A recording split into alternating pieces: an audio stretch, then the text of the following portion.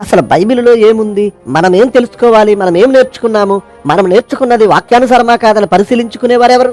అందరి బోధన పరిశీలించే మనము మన బోధన ఒక్కసారి పరిశీలించుకోవద్దా?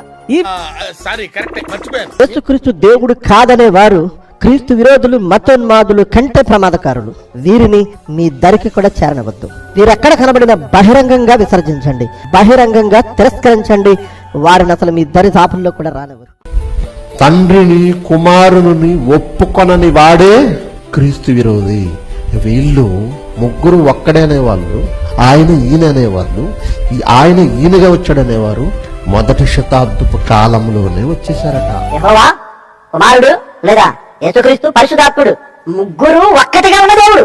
ముగ్గురు ఒకటైన దేవుడు. ఎవరైనా దేవుడు అని పిలవడాలంటే యేసుక్రీస్తును మనం దేవుడు అని పిలుస్తున్నాం, అంటే పరిశుద్ధాత్ముని దేవుడు అని పిలుస్తున్నట్టే, యెహోవాని దేవుడిగా మనం సంబోధిస్తున్నట్టే. అప్పుడు ముగ్గురు సమానముగా ఒక్కటిగా వారున్నారు, ఒక్క దేవుడిగా. ముగ్గురు ఒక్క దేవుడిగా, ముగ్గురు ఒక్కటైన దేవుడిగా వారు కనబడుతున్నారు. ఒక్కడా అనేకులా? 2:18 మొదటి ఆహ్వాన పత్రిక. ఇది కడవరి గడియా, క్రీస్తు విరోధి వచ్చినను వింటుడు కదా, ఇప్పుడు అనేకులైన క్రీస్తు విరోధులు బయలుదేరి ఉన్నారు.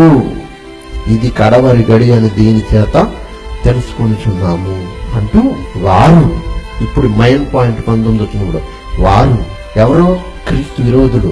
ముగ్గురు ఒక్కడే అనేవారు, ఆయన ఈయన అనేవారు, తండ్రిని కుమారుని ఒప్పుకొనని వారు మనలో నుండి బయలు వెళ్ళారు.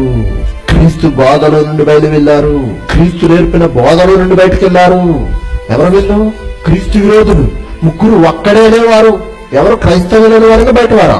క్రైస్తవ్యంలోని వారే, క్రీస్తు దగ్గర నేర్చుకున్న వారే, క్రీస్తు బోధ తెలుసుకున్న వారే, అపోస్తలుల బోధ చదివిన వారే ముగ్గురు ఒక్కడు అంటూ మాట్లాడుతూ సంఘాన్ని చెరచాలని చూశారు. సంఘంలో ఉన్న వారిని ఈడ్చుకెళ్ళిపోవాలని చూశారు. వారు మనలో నుండి బయలు వెళ్ళిరి, క్రీస్తులో నుండి బయలు వెళ్ళిరి, అపోస్తలుల బోధలో నుండి బయటికి వెళ్ళిరి. వారు మన సంబంధులు కాదు. ఒక్కడే అనేవారు ఉన్నారు, ఒక్కటిగా ఉన్న ముగ్గురు అనేవారు ఉన్నారు.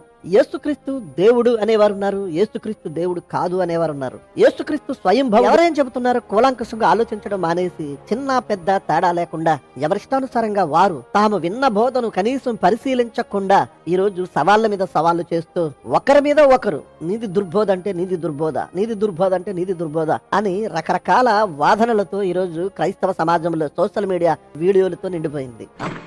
ఎగదీసావు కదరా, ఎన్టీఆర్ని చూశాను, ఏఎన్ఆర్ని చూశాను, అమితాబ్ని చూశాను, కమల్ని చూశాను, కానీ నీలాంటి నటుడిని చూడలేదురా.